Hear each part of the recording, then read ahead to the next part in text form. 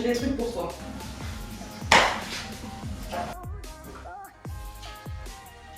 Alors, on commence par les lunettes de soleil.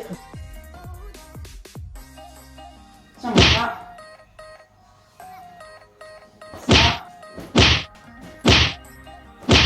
Et ça. Ouais, c'est bon. Je crois qu'on a tout. On peut partir en vacances.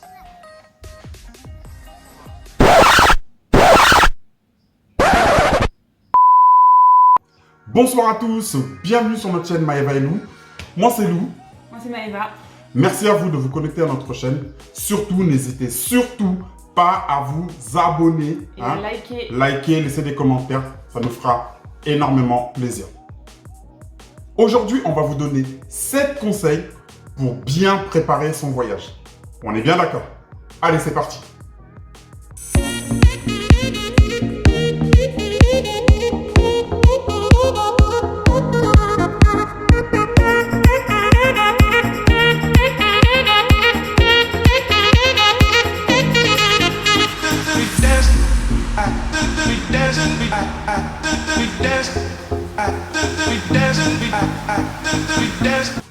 Conseil numéro 1, très important, vérifiez avant de commencer à préparer quoi que ce soit votre passeport ou votre carte d'identité ou les deux en fonction de là où vous partez, parce qu'un passeport ou une carte d'identité qui n'est plus valide va faire tomber à l'eau tous vos plans. Donc très important, conseil numéro 1, vérifiez la validité de votre passeport ou carte d'identité. Conseil numéro 2, pensez au comparateur de prix. Quand vous allez pouvoir prendre vos billets d'avion, forcément, les comparateurs sont moins chers que les compagnies aériennes dans la plupart des cas. Donc, on va vous en citer 3. Okay. Il y a notamment Skyscanner.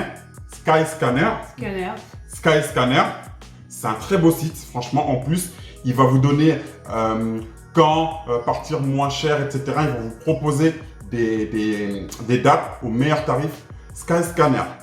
Deuxièmement, Opodo. Opodo, c'est pareil, un comparateur de prix, c'est pas mal aussi. Il donne vraiment pas mal d'astuces, pas mal de réductions. Et la troisième, le troisième site, c'est Bravofly. Bravofly, c'est un peu comme Skyscanner, c'est vraiment pas mal. Nous, on vous recommande ces trois-là. On a l'habitude de passer par ces trois-là. Et croyez-moi, c'est pas mal. Conseil numéro 3. On va vous donner nos 3 sites préférés pour faire les réservations d'hôtels. Je pense qu'un qui est très connu et que vous connaissez sûrement, Booking. Booking, petite précision, on a parlé des billets d'avion et des comparateurs juste avant. Booking, c'est pas que les réservations d'hôtels. Vous pouvez aussi réserver vos billets d'avion sur Booking. Donc Booking, voilà, le premier, celui qu'on préfère. En plus, plus vous faites de réservations, et plus vous allez gagner de points et vous allez pouvoir devenir Genius numéro 1, numéro 2. Vous allez monter en grade voilà. en fait. Ouais. Ce qui vous permettra en fait d'avoir des réductions encore plus intéressantes. Ensuite, très intéressant, vous pouvez aussi avoir Airbnb, pareil que je pense tout le monde connaît, pour avoir éventuellement un logement rien qu'à vous, ou même être chez l'habitant en fonction de ce que vous préférez.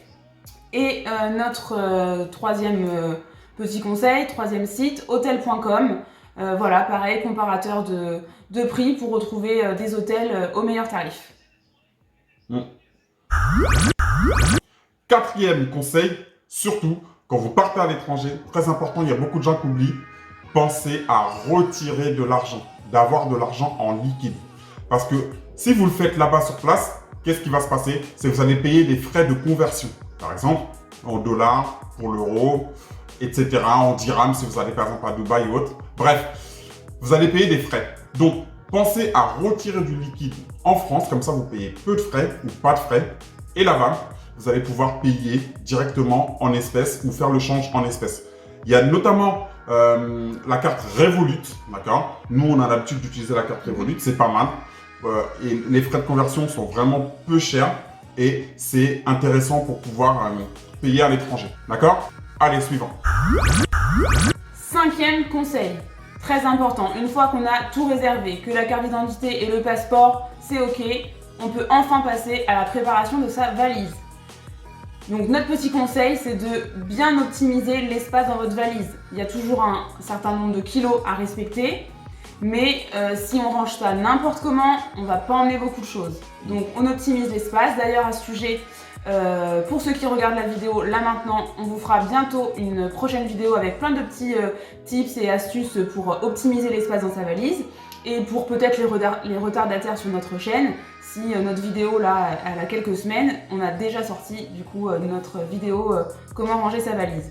Donc voilà, on pense à bien optimiser l'espace dans sa valise. Et petite chose aussi importante à laquelle il faut penser, c'est vos produits liquides.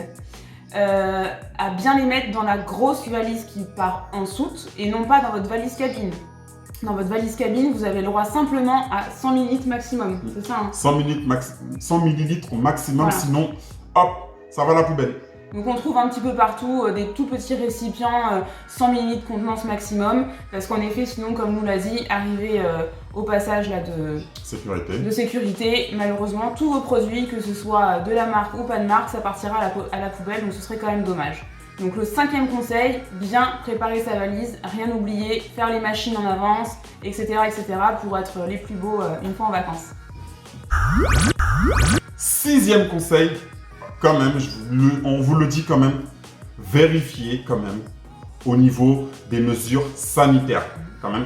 Ça veut dire que si vous devez faire un test Covid, il faut le faire 72 heures ou 48 heures avant. Selon les pays, regardez dans les sites gouvernementaux, il y a des informations si c'est 72 heures ou 48 heures ou 96 heures, ça dépend des pays. Surtout, n'oubliez pas, test PCR ou motif impérieux pour certains pays également. Donc ça, c'est vraiment quelque chose de très important. Ce serait vraiment con de rater ses vacances à cause d'un test PCR négligé. Donc je compte sur vous pour ça, à ne surtout pas négliger.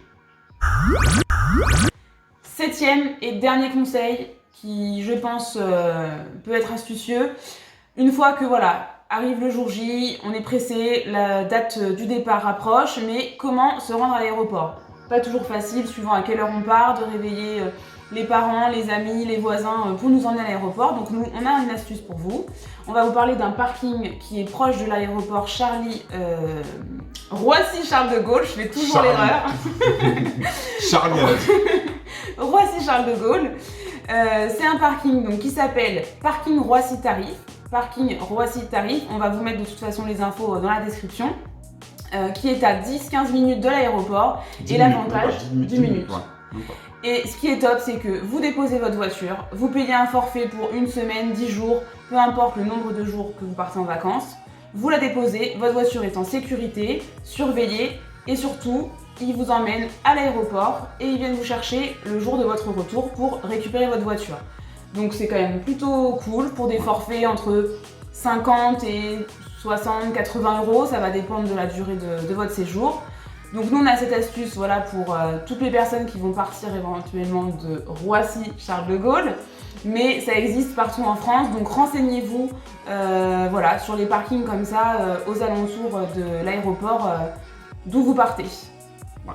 Et ce serait con de payer une blinde les aéroports, enfin les parkings des aéroports parce que ça coûte vraiment cher. Le même prix pour 2 jours, c'est quasiment, enfin 2 jours dans un parking, dans un aéroport. On approche les 80 euros, 90 euros. Donc, c'est complètement fou. C'est un peu Marseillais, là? Non, c'est vrai. Les parkings des aéroports coûtent vraiment, vraiment cher. Donc, ces astuces-là sont vraiment très astucieuses. Astuces astucieuses. Ouais, j'avoue. Bon, en tout cas, c'était notre 7e conseil. Et voilà, on vous a donné nos 7 conseils pour bien préparer votre voyage. J'espère que tout ça vous sera utile. Laissez-nous des commentaires, dites-nous éventuellement quelle est votre destination, est-ce que voilà, il y a des choses que vous ne connaissiez pas. S'il y a d'autres conseils ou d'autres petites vidéos que vous aimeriez qu'on vous fasse, ça nous intéresse toujours. Et dernière petite chose aussi, une fois que vous avez appliqué ces 7 conseils, qu'on est le jour J, que vous êtes sur le point de partir, vous envoler au soleil ou peu importe votre destination, s'il vous plaît, prenez de l'avance. Ce serait quand même dommage d'avoir appliqué tous ces conseils et d'être en retard au parking et donc de louper son avion et de louper vos vacances. Donc surtout prévoyez, peu importe où vous habitez et l'aéroport, prévoyez du temps voilà, pour être à l'heure tout simplement. Pour l'enregistrement, en général, si votre vol par exemple est à 11h, soyez à l'aéroport 2 heures avant, 2h20 avant parce qu'il y a Il y a la sécurité, il y a l'enregistrement. On ne sait pas s'il va y avoir beaucoup de passagers ou pas. Il y a de l'attente ou pas. Donc, prévoyez au moins 2 heures, 2h20 avant le départ de votre vol. C'est très, très important.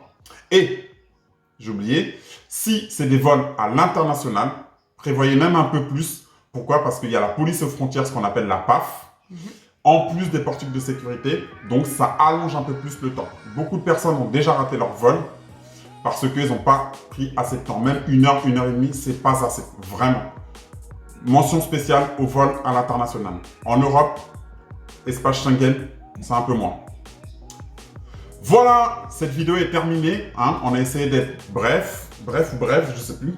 Bref.